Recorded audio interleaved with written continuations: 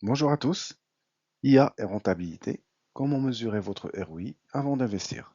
C'est Adam Maji. Aujourd'hui, on s'attaque au sujet qui sépare les gadgets des vrais projets industriels, la rentabilité de l'IA. Tout le monde parle de la performance technique, mais peu parle de la performance financière. On va voir ensemble comment mesurer votre ROI avant même d'avoir investi le premier euro. 80% des projets IA n'atteignent jamais la production. Pourquoi? Parce qu'on les traite comme des expériences de laboratoire. Une entreprise de e-commerce lance un moteur de recommandation ultra complexe sans définir de KPI. Le résultat, un système est techniquement parfait, mais il ne génère aucun incrément de vente. Imaginez une entreprise qui dépense 50 000 euros pour créer un chatbot RH interne. Ils sont fiers techniquement, mais à la sortie, ils aperçoivent que les employés préfèrent toujours appeler la RH parce que le bot répond de manière trop vague. Résultat, 50 000 euros investis pour 0 minute gagnée. C'est ça l'échec de l'ROI. Au-delà de l'abonnement API, alors l'erreur classique, c'est penser que le coût de l'IA se résume à la facture OpenAI. Le ROI doit se calculer sur le TCO, coût total de possession. Un exemple, si vous automatisez votre support client, l'API ne représente souvent que 10% du coût. Les 80 restants, c'est l'infrastructure pour sécuriser vos données, les temps passés par vos ingénieurs à surveiller le modèle pour qu'il ne dérive pas.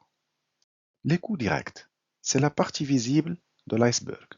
Le coût de développement est souvent la variable la plus sous-estimée.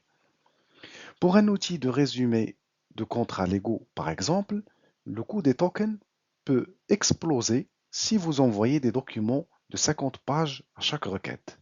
Sans modélisation de la consommation dès le départ, vous pouvez passer d'un budget de 50 euros à 5 000 euros par mois en une semaine. Les coûts cachés. C'est ici que se joue la survie de votre projet. Le garbage in, garbage out. C'est une réalité financière.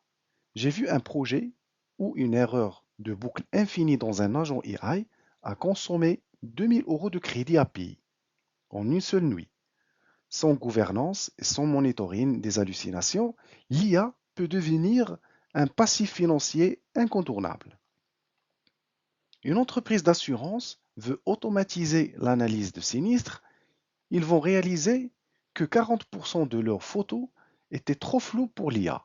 Ils ont dû payer 2 ingénieurs pendant 3 mois uniquement pour trier et nettoyer la base de données avant même de commencer l'IA. Coût caché, 30 000 euros de salaire juste pour préparer le terrain. Le hard ROI, mesurer les économies directes et la productivité. Alors parlons chiffres, le ROI tangible, c'est ce qui rassure votre DAF. Un exemple concret, une banque qui automatise le tri des factures passe d'un traitement manuel de 10 minutes par facture à 30 secondes. Sur 100 000 factures par an, c'est l'équivalent de 5 ETP réalloués à des tâches plus stratégiques. C'est ça les 300 cas d'économie. Le soft ROI, la valeur stratégique. Le ROI, ce n'est pas que des économies, c'est aussi de la création de la valeur immatérielle. En mettant un assistant IA à disposition de vos développeurs, vous réduisez leur frustration sur les tâches répétitives. Vous ne gagnez pas seulement du temps du code, vous améliorez la retention de vos talents. C'est ce qui coûte très cher en cas de départ. La méthode Proof of Value. Alors ne faites plus de POC, proof de concept, mais plutôt faites de POV, proof de valeur.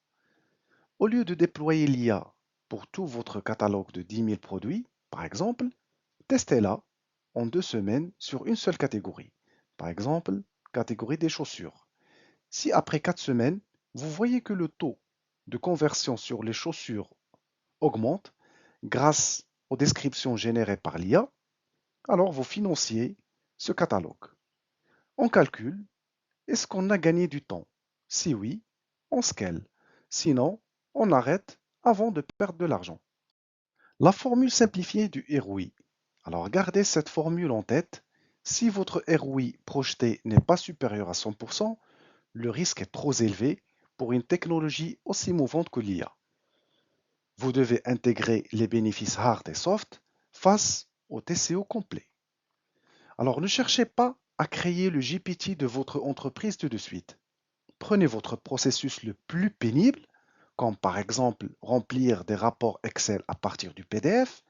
Si l'IA vous fait gagner 30 minutes par jour, multiplié par 220 jours de travail, vous avez déjà votre premier ROI positif.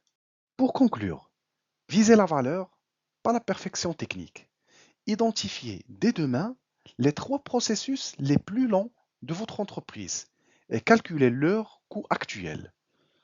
C'est là où se cache votre futur ROI. Pour plus de méthodes concrètes, abonnez-vous à la chaîne et on se trouve très vite pour un prochain décryptage.